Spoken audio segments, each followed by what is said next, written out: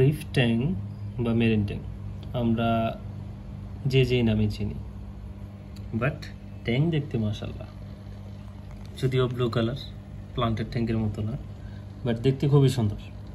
ট্যাঙ্কটার বয়স দেখতে দেখতে প্রায় 3 মাস প্লাস মনে হচ্ছে। আলহামদুলিল্লাহ বেশ কয়েকটা কোরাল ট্যাঙ্কে এড করা হয়েছে, সবগুলোই আলহামদুলিল্লাহ খুব হেলদি আছে, কোনো রকম সমস্যা ছাড়া।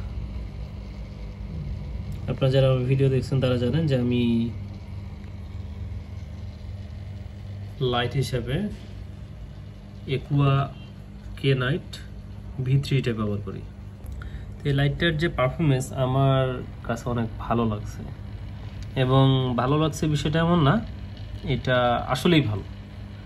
এটা ইনবিল্ট টাইমিং দেওয়া আছে, আপনি ব্রাইটনেসটা অ্যাডজাস্ট করতে পারবেন, এবং এই ট্যাঙ্কটা 30 ইঞ্চি ট্যাঙ্ক পর্যন্ত খুব সুন্দর সুইটেবল।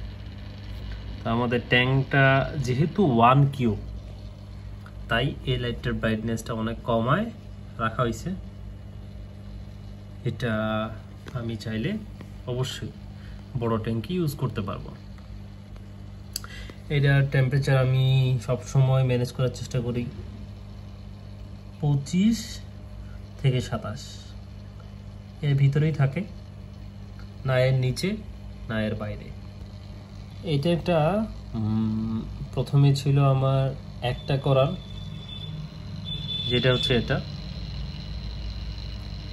এটা থেকে তারপরে আরো কিছু কোরাল ধীরে ধীরে এড করছি, সেগুলো হচ্ছে এইগুলো। তারপরে আমি নিয়েছিলাম এই জোয়াটা, এটা একটা জোয়া কলোনি বলে। তো প্রতিটা কোরাল আলহামদুলিল্লাহ খুবই হেলদি আছে, এবং এই ট্যাঙ্কের সলিডিটিটা এটা হচ্ছে আমি সবসময় 25 রাখার চেষ্টা করি, সব সময়, না আপ না ডাউন। ফিল্টার হিসেবে আমি ব্যাকসাম ইউজ করতেছি, আপনারা যারা পুরোনো ভিডিও দেখছেন তারা জানেন। ব্যাকসাম্পের এটা হচ্ছে ইন, এটা হচ্ছে আউট। এখানে একটা ফ্যান দেয়া আছে, যে ফ্যানটা 24 ঘন্টা চলে। এটা হচ্ছে প্রোটিন স্কিমার, আর এই হচ্ছে লাইট আমার টোটাল মনে হয় 10 ঘন্টা আমি দেই, 10 ঘন্টা দিই লাইটে। এখানে 4টা সুইচ আছে, যেটা দিয়ে আপনি কন্ট্রোল করতে পারবেন, এবং এই লাইটে ইনবিল্ট একটা ফ্যান দেয়া আছে, যেটা আমার যতটুকু মনে হয় এটা অটোমেটিক।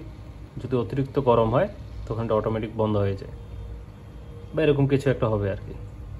আমি ফ্যানটা কখনো চালু হওয়া দেখিনি, কারণ এটা যেহেতু আমার রুমে এসি আছে, তো এই পুরো বডিটাই প্রায় সবসময় ঠান্ডাই থাকে। আর ট্যাঙ্ক ছোট হওয়ার কারণে আমি সার্ফেস স্কিমার ইউজ করতেছি না, বাট ইউজ করাটা খুব জরুরি ছিল মনে হচ্ছে, প্রচুর ময়লা জমে। আর এটার পানি যেহেতু আমার সবসময় ফিল আপ থাকে, তাই ব্যাকসাম্পের এই পেজ দিয়েও ময়লাটা টানে না, যার কারণে এই সমস্যাটা আমাকে ফেস করতে হয়। আর এখানে এক্সট্রাভাবে একটা ফিল্টার আমি ইউজ করতেছি 5 ওয়াটের, যেটা পিছনে পড়ে গেছে, ওই স্নেল বা যে কোনো কেউ হয়তো বা কোথায় ছুটাই দিছে ওকে। ট্যাঙ্কে স্নেল আছে এই জায়গায় একটা, আর একটা অনেক বড়। স্নেলগুলোর আমি নাম জানি না, স্নেলগুলো আমার না, আরেক ভাইয়ের, যেটা এই বালিগুলাকে এই পাশে এরকম করে নিয়ে বেড়ায়। তো আমি এই ট্যাঙ্কটা রেডি করছি খুব স্লোলি। প্রথমে পানি দিছিলাম, সল্ট দিছিলাম, ওয়েট করছি, দেন ধীরে সিঙ্গেল 1 পিস করাল অ্যাড করছি। 1 পিস করাল অ্যাড করার পর আরও 2 পিস বা 3 পিস অ্যাড করছি।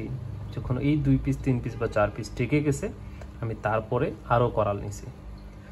তো এখন যে বিষয়টা আমি আপনাদের সাথে ক্লিয়ার করি, প্রথম আমাদের লাগবে একটা ট্যাঙ্ক, কিছু রক, সেন্ট, সল্ট, পিছনে ব্যাকসাম করা, কটন, A to Z, এগুলো তো আমি বললামই। এগুলো আমাদের লাগবে। ফ্যান আমরা পরে নিতে পারবো, প্রোটিন স্কিমারও পরে নিতে পারবো, এটার খুব জরুরি দরকার নাই আপাতত পর্যায়ে। তো প্রোটিন স্কিমারটা সবার শেষে যখন আপনি করাল অ্যাড করবেন সেই সময় নিতে পারেন, বাট রিফ্র্যাক্টোমিটারটা খুব জরুরি। টেস্ট কিট হ্যান ত্যান কোনো কিছু দরকার নাই আপাতত পর্যায়ে, কারণ আমরা এলপিএস করাল দিচ্ছি না, বা আমাদের ট্যাঙ্ক ওই হায়ার লেভেলের না যে আমার টেস্ট কিটটা খুব এমার্জেন্সিভাবে জরুরি। যেহেতু আমি চাচ্ছি যে ট্যাঙ্কটা খুব স্লোলি মানে হবে, তাহলে ওইভাবে। আর যদি আপনি মনে করেন না ফার্স্ট আমি 1 মাসের ভিতরে করব, তাহলে ভাই আপনার টেস্ট কিট নিতে হবে, অনেক কিছু নেওয়া লাগবে, তাছাড়া সম্ভব না। আমি খুবই সময় দিয়ে ট্যাঙ্কটাকে করছি। আমি 2টা বা 3টা করাল যখন আমার অ্যাড হয়ে গেছে, আমি তারপর প্রোটিন স্কিমারটা নিয়েছিলাম। আর সর্বপ্রথম যখন আমার করালগুলো ছিল 1-2 পিস, তখন আমি এখানে একটু উইক অ্যাকুয়া লাইট ইউজ করতাম, নর্মাল প্লান্টেড ট্যাঙ্কের লাইট। আমি তারপরে যখন এই 3-4 পিস টিকে গেছে, তারপরে আমি V3 লাইটটা নিছি। তো আমার জার্নিটা এইভাবেই ছিল। এখন আল্লাহ যদি বাঁচায় রাখে বা আমি যদি করতে পারি, তাহলে বড় ট্যাঙ্কে শিফট করব, বাট এই ছোট ট্যাঙ্কটা আমি রাখে দেব। হয়তো তখন নাও রাখতে পারি, বাট রাখে দেওয়ার চান্সটা বেশি একটা ব্যাকআপ ট্যাঙ্ক হিসেবে, বা শিওর না। আর বড় ট্যাঙ্ক করতেও অনেক দেরি আছে। বড় ট্যাঙ্ক সেম এই ফর্মুলা এইভাবেই বানাবো, একটা ট্যাঙ্ক থাকবে, ব্যাকসাম থাকবে, সব এইভাবেই। তো এইখানে হচ্ছে আমি ব্যাকসামের বিষয়টা বলে দিই, অনেকে জিজ্ঞেস করছিলেন। এইখান থেকে পানি যাচ্ছে, এই চেম্বারেই কটন দেওয়া আছে, এই জায়গাতেই কটন দেওয়া আছে, আমার পাম্প দেওয়া আছে এই জায়গায়। এখান থেকে পানি এখানে আসে, এখান থেকে আমার ট্যাঙ্কে আসে, আর প্রোটিন স্কিমারটা এখানে দেওয়া আছে। এছাড়া কিছু না, খুব সিম্পল। জাস্ট এটা ওয়েট করাটা আমার মনে হয় সব থেকে ভালো। যারা একটা ট্যাঙ্ক ওয়েট করে করতে পারবে, তাদের জন্য অবশ্যই সেটা আশাস্বরূপ একটা ভালো ফলাফল বা ভালো একটা রেজাল্ট হইতে পারে। আর প্রোটিন স্কিমারটা দরকার আছে, যদি আপনি ফিশ নাও অ্যাড করেন, প্রোটিন স্কিমারটা দরকার আছে। আমার তো ফিশ নেই, তারপরও অনেক প্রোটিন আসে, তাই প্রোটিন স্কিমারটা জরুরি, রিফ্র্যাক্টোমিটারটা জরুরি, লাইটটা জরুরি না।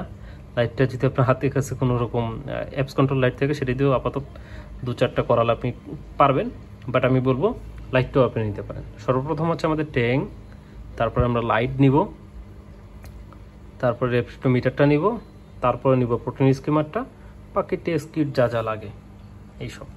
তা আলহামদুলিল্লাহ,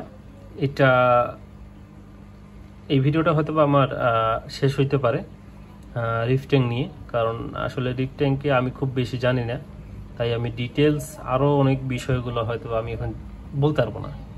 আমি অবশ্যই চেষ্টা করব নতুন কোনো কিছু যদি কিনি বা অ্যাড করি, সেটা বিষয় নিয়ে অবশ্যই আমি আপডেট দিব। এখন আমি লেন্সও কিনি নাই, যার কারণে ওইভাবে ছবিগুলো তোলা হচ্ছে না।